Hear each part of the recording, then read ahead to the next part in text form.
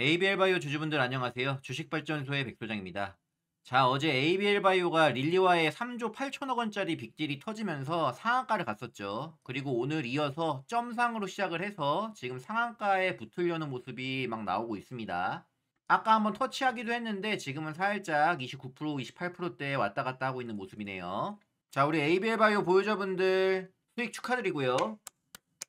오늘 전반적으로 시장 분위기는 그냥 그렇거든요. 뭐 크게 오르지도 않고 살짝 올리고는 있는데 크진 않습니다. 오늘 시장 분위기가 막 화랑을 띠는 분위기는 아닌데 제약 바이오가 워낙 좋죠. 지금 ABL 바이오 효과를 톡톡하게 보고 있는 상황이고요. 삼성전자, SK하이닉스 지금 약보합권에 있는 상황으로 크게 움직이지 못하고 있는데 코스피는 코스닥 같은 경우는 이 제약 바이오에 힘입어 가지고 916포인트, 920포인트 향해 가고 있습니다. 자, 실시간 종목 순위를 보시면 알겠지만 지금 거의 계속적으로 ABL 바이오가 1위, 2위를 왔다 갔다 하면서 상위권에 위치해 있어요.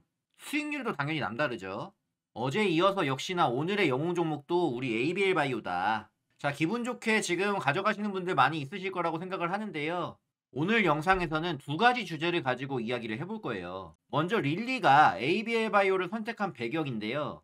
왜 릴리가 ABL 바이오와 3조 8천억 원이나 되는 큰돈을 들여서 기술 이전 계약을 했는지 알아야지만 지금 이후 추후에 어떤 미래가 그려질지 그려볼 수 있는 거잖아요. 그렇기 때문에 이 부분을 먼저 살펴볼 거고요. 두 번째로는 썸네일에도 적혀 있다시피 ABL 바이오 주가가 과연 어디까지 갈 수 있는지에 대해서 예상해보는 시간 갖도록 하겠습니다. 영상 본격적으로 시작하기 전에요. 제가 유튜브는 시작한 지가 얼마 안 됐습니다. 주식 전문가로서는 10년 이상 하고 있는데요. 현재 구독자가 326명인데 제 현재 목표가 구독자 500명 일단 만드는 게 목표거든요. 영상 보고 계신 분들이 채널 구독 그리고 영상 좋아요 한 번씩만 눌러주시면 채널 성장에 아주 큰 힘이 될 것 같습니다. 앞으로도 ABL 바이오를 중심으로 양질의 제약 바이오 소식으로 여러분들의 투자 수익 극대화를 도와드릴 예정이니까요. 한 번씩만 부탁드리겠습니다. 자, 그럼 본격적으로 시작하겠습니다. 먼저 릴리의 ABL 바이오 선택 배경에 대해서 얘기를 드리겠습니다. 어제 릴리가 다양한 모달리티 기반으로 복수의 비공개 타겟 후보 물질에 대해서 ABL 바이오와 빅딜 라이센스 아웃을 체결했죠. 계약금이 580억 원이고요. 총 규모가 3조 8천억 원의 빅딜인데요. 이 계약금만 ABL 바이오가 1년 사용할 수 있는 예상 규모라고 보시면 됩니다.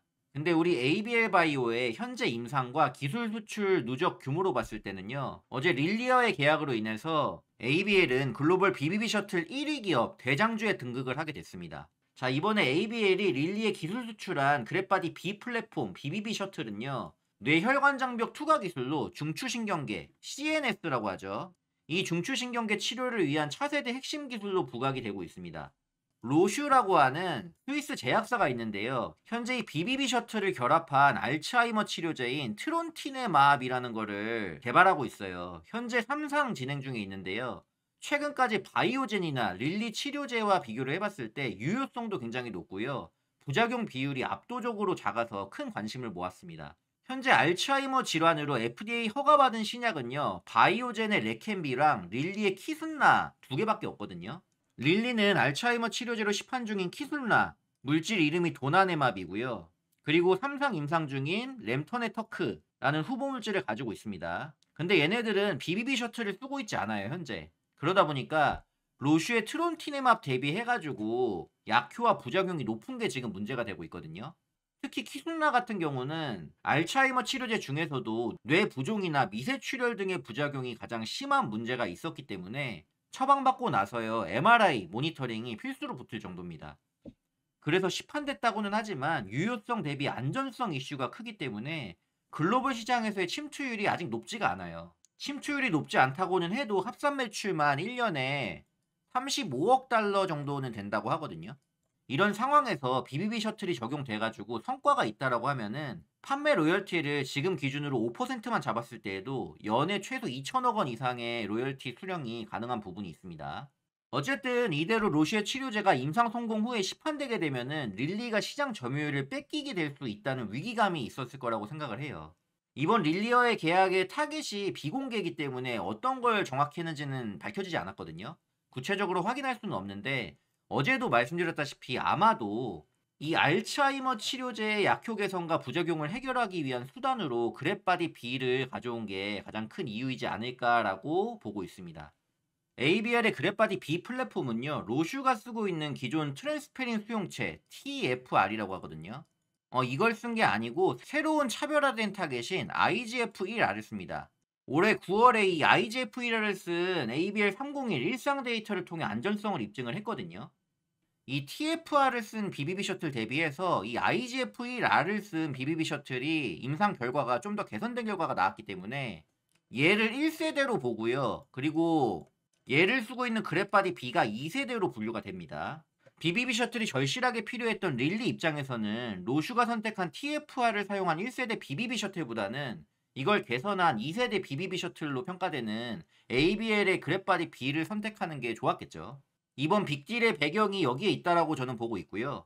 그리고 릴리는 알츠하이머 치료 말고도 RNA 치료제로서의 니즈도 있습니다. 최근에 릴리가 RNA 모달리티 확보에 집중하고 있는 게 확인되고 있는데요. 현재 RNA 신약 파이프라인만 지금 6개가 지금 개발이 되고 있거든요. ABL 바이오는 GSK와의 딜을 통해서 BBB 셔틀에 RNA를 싣는 것에 대한 검증을 이미 마쳤습니다. 릴리는요, 알츠하이머 용도도 있지만 이 BBB 셔틀을 활용해서 기존 개발 중인 파킨슨과 알츠하이머 그리고 CNS 질환 내 추가적인 신규 타깃의 RNA 치료제 확장 가능성을 염두를 해두면서 기술 이전한 걸 수도 있습니다.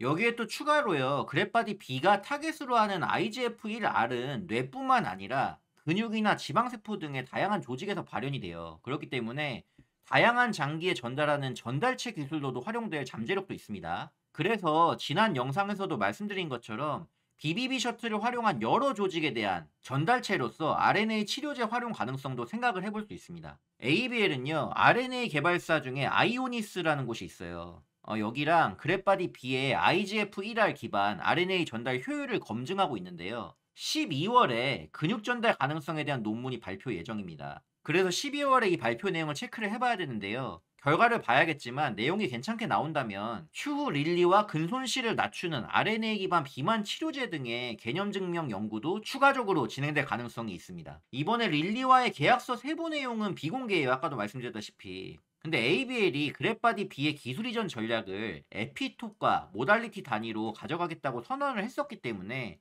이번에 릴리와의 딜도 특정 타깃의 특정 에피톱과 특정 모달리티 여기에 대한 조합에 대해 권리를 주는 계약의 가능성이 높습니다.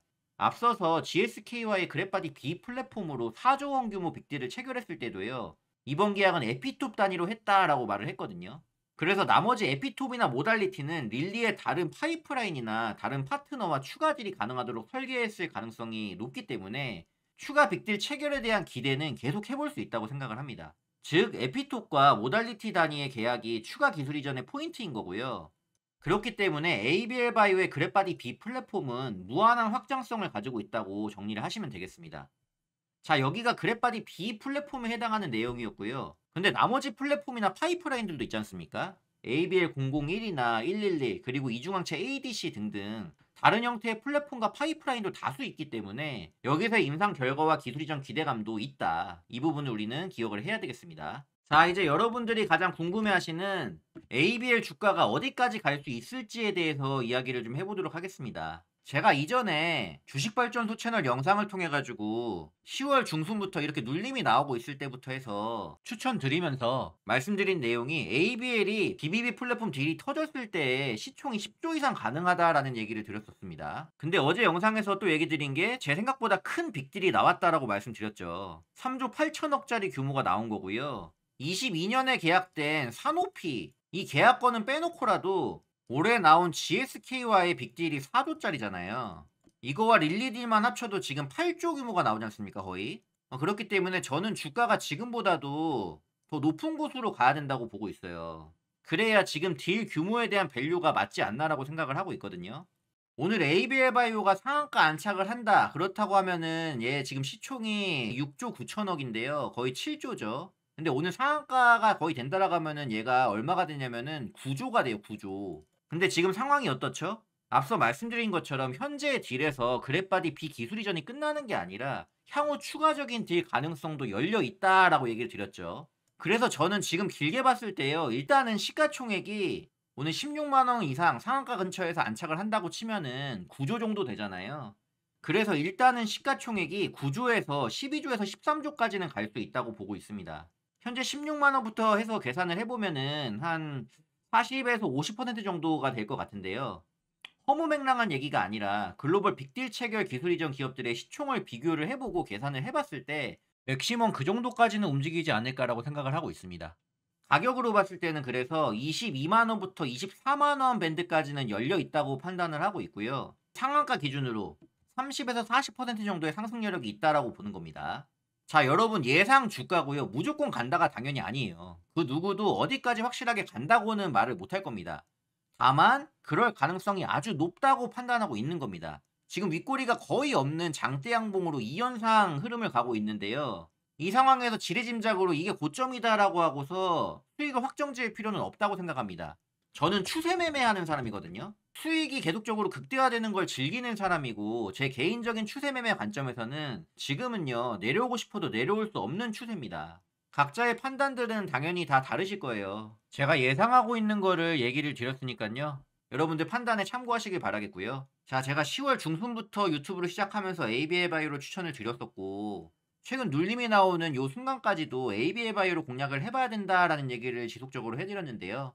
우리 ABL 바이오 주주분들 현재 상승 추세 최대한 즐기시면서요. 추세 주는 대로 홀딩 잘 하셔서 큰 수익으로 연결되셨으면 좋겠습니다.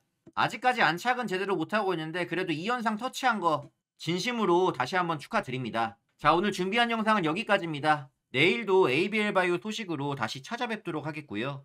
내일은 다른 괜찮은 제약바이오 종목들도 함께 말씀드리도록 하겠습니다. 끝까지 시청해주셔서 감사드리고요. 영상 끝나기 전에 채널 구독과 영상 좋아요 한 번씩 부탁드리겠습니다. 그럼 저는 이만 다음 영상에서 뵙겠습니다. 끝까지 듣느라 모두 수고 많으셨습니다.